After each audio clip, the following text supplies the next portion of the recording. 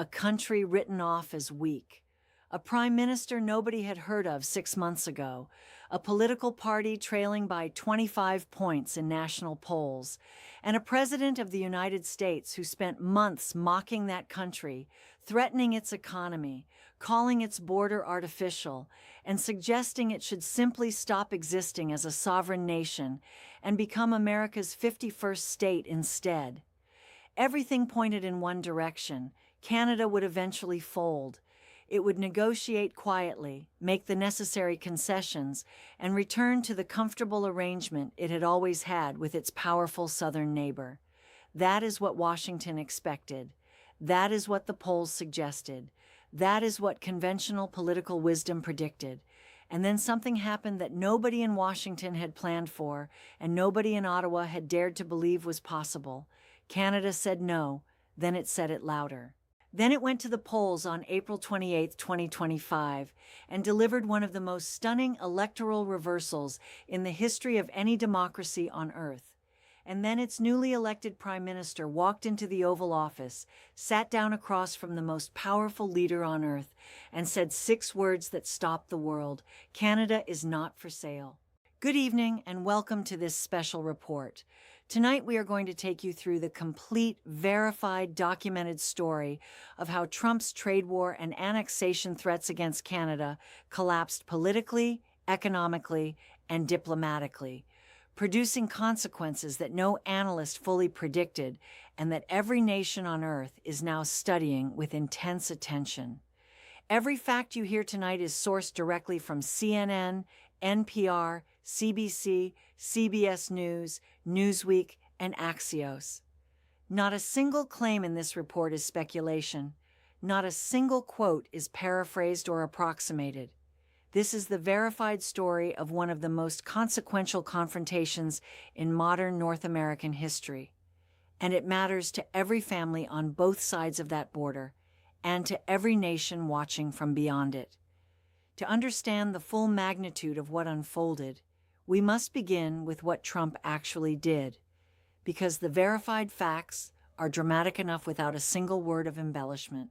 On February 1, 2025, President Trump signed executive orders imposing 25% tariffs on virtually all goods imported from Canada, with a separate 10% rate on Canadian energy. The stated justification was fentanyl smuggling and illegal immigration across the northern border. The data told a starkly different story. U.S. Customs and Border Protection figures showed 43 pounds of fentanyl seized at the Canadian border in the previous year, compared to over 21,000 pounds at the southern border. Canada was being punished with tariffs justified by a crisis that, by America's own data, was not happening at its northern border. Canada's response was immediate and forceful, a retaliatory package of 25% tariffs on 30 billion Canadian dollars worth of American goods, with a declared readiness to extend that to $155 billion in additional counter tariffs if the pressure continued. Trump did not stop at tariffs. He publicly and repeatedly demanded that Canada become the 51st American state, calling the border between the two nations, in his own words, an artificial line drawn with a ruler. He posted on Truth Social the morning of the Canadian election itself, urging Canadians to vote for annexation. He threatened 100% tariffs if Canada deepened its trade with China, warning Ottawa not to become what he called a drop-off port for Chinese goods. He threatened to increase steel and aluminum tariffs from 25% to 50%, a threat he announced and then paused within hours after Ontario's premier responded by threatening to cut electricity exports to Michigan, Minnesota, and New York, a move that demonstrated in the clearest possible terms that the smaller economy held real, painful leverage that Washington had not adequately calculated. The trade relationship being threatened was worth over $762 billion annually, the most economically integrated bilateral partnership anywhere on Earth, and Trump was treating it as expendable. What happened next in Canada was described by veteran political analysts as among the most extraordinary reversals of Democratic fortune on record anywhere in the world, and the driving force behind it was Donald Trump himself. When Justin Trudeau resigned as Liberal leader in January 2025, his party was trailing the Conservatives by as much as 25 percentage points in national polling. The Liberals appeared to be heading for a historic generational defeat. Pierre Poilievre and the Conservatives had held that commanding lead for over a year. The political mathematics seemed settled and irreversible. Then Mark Carney, former governor of the Bank of Canada, former governor of the Bank of England, a man who had never held elected political office in his life, won the Liberal leadership in March 2025 with 85.9% of the vote on the first ballot. He called a snap election for April 28th, and he ran on a single burning, galvanizing message: Canada's sovereignty was under attack, and he was the leader who would defend it. Trump's interference did not stop during the campaign. On Election Day itself, Trump posted on Truth Social urging Canadians to vote for annexation and become the cherished 51st state. The effect on Canadian voters was the precise opposite of what Washington intended. On April 28, 2025, Canada voted. The Liberal Party won. Pierre Poilievre, the Conservative leader who had held his Ottawa parliamentary seat for over 2 decades, lost it on election night to a Liberal challenger. It was a complete and total repudiation of the assumption that Trump's pressure would weaken Canadian resolve. In his victory speech in the early hours of April 29th, Carney told cheering supporters the words that were heard around the world. Our old relationship with the United States, a relationship based on steadily increasing integration, is over. Axios. And he continued, President Trump is trying to break us so that America can own us. That will never, ever happen. CNN. The country Trump had called weak had just handed him one of the most consequential political miscalculations of his presidency. Just days after winning the election, Carney traveled to Washington for his first face-to-face meeting with Donald Trump in the Oval Office. The world watched with its breath held, because the last world leader to sit across from Trump in that room under conditions of acute tension had been Ukraine's President Zelensky, and that encounter had descended into a confrontation broadcast globally. Canadian officials had been quietly dreading a similar scenario. What happened instead was something more subtle, more dignified, and ultimately more powerful. Trump was complimentary. He praised Carney's election victory and with characteristic humor noted, according to NPR, that he thought he was probably the greatest thing that happened to Carney's campaign. The atmosphere was polite. And then Trump raised the question of annexation, calling the border artificial and describing the idea of Canada joining the United States as a wonderful marriage. And Carney responded with the words that became the defining moment of the entire confrontation. As you know from real estate, there are some places that are never for sale.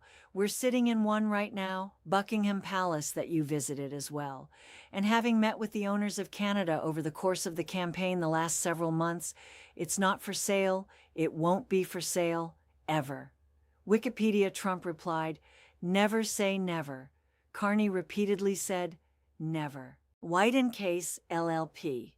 The exchange was watched by millions, and it captured in one perfectly constructed moment everything this confrontation had come to represent. Trump told reporters after the meeting that there was nothing Carney could say that would persuade him to lift the tariffs. Carney's response to that was equally direct. This is a bigger discussion. There are much bigger forces involved. White & Case, LLP Canada was not there to beg. It was there to negotiate between sovereign nations, on its own terms, with its own mandate, and with the full knowledge, as Carney stated publicly, that Canada had many other options beyond the United States to build prosperity for its people, and Canada was already acting on that statement. Non-American exports surged sharply. Carney announced plans to double Canada's non-American trade over the next decade. The permanent strategic diversification of the Canadian economy away from near-total American dependence had begun, and it was not a temporary tactical move. It was a fundamental restructuring of Canada's economic future. The G7 summit in Kananaskis, Alberta in June 2025 provided the setting for the next chapter, and it delivered a moment of symbolic significance that would have seemed unthinkable just months earlier. Trump attended. He confirmed his attendance to Carney directly during their Oval Office meeting. Canada, the country Trump had spent months trying to economically pressure into submission, was hosting the leader of the United States at a summit on Canadian soil, under a Canadian Prime Minister who had just won a Democratic mandate specifically to resist American pressure. The optics were unmistakable. But the deeper story of this confrontation extends far beyond the bilateral relationship between the United States and Canada. It extends to every capital on Earth, where governments have been watching this sequence of events with extraordinary attention and drawing their own conclusions, because what Canada demonstrated over these months was a lesson in the real mechanics of geopolitical leverage that no textbook could have taught as powerfully as the lived reality. Trump's theory of power was straightforward and apparently logical. The American economy is roughly 10 times the size of Canada's. Therefore, Washington holds overwhelming leverage, and Ottawa will eventually fold. That logic had one fatal flaw. Leverage is not determined by size alone. It is shaped by mutual dependency, by the domestic political pain that economic pressure generates inside the country doing the pressing, and by the democratic legitimacy and preparation of the government on the receiving end. Canada's electricity threat to multiple American states demonstrated mutual dependency. The Yale Budget Lab's calculation that American tariffs would cost the typical U.S. household approximately $1,200 in annual purchasing power demonstrated domestic political pain inside America itself. And Carney's election victory demonstrated democratic legitimacy that no amount of tariff pressure could dissolve.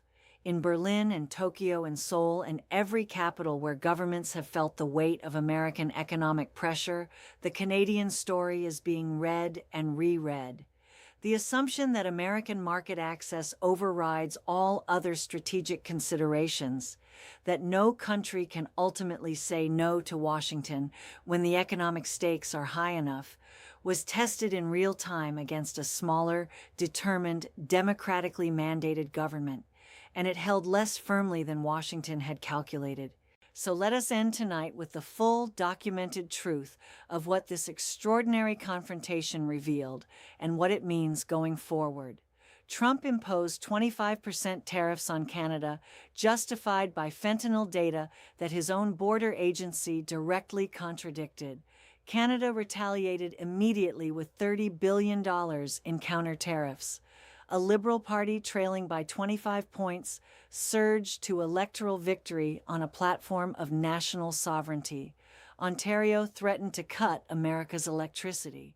Carney walked into the Oval Office and told the President of the United States to his face on camera in front of the world that Canada is not for sale and will never be for sale.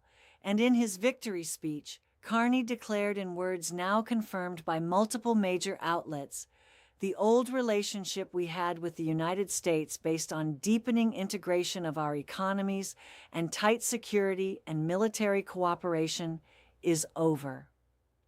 CBS News.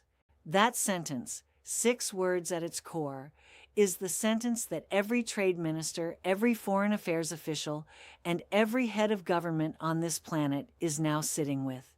Because if Canada, America's closest ally, largest trading partner, and most economically dependent neighbor, can say those words and mean them, what does that tell every other nation about the permanence of American economic partnerships?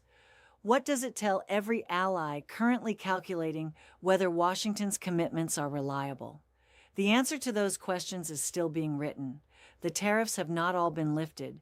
The negotiations continue.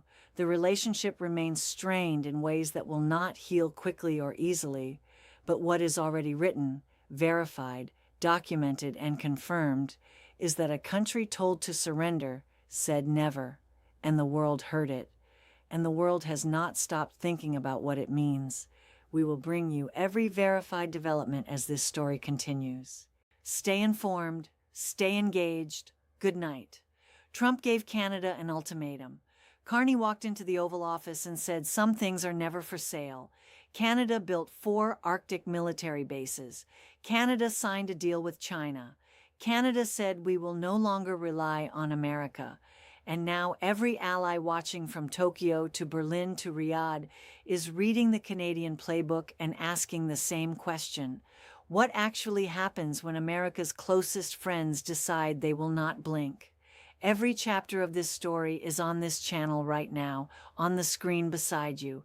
Tap the video, watch what came before, watch what comes next, because the world that existed before Canada said no is not the world that exists today. And Thunder Elite is the only place assembling every piece of this story in one place. The next chapter is already here. Do not miss it.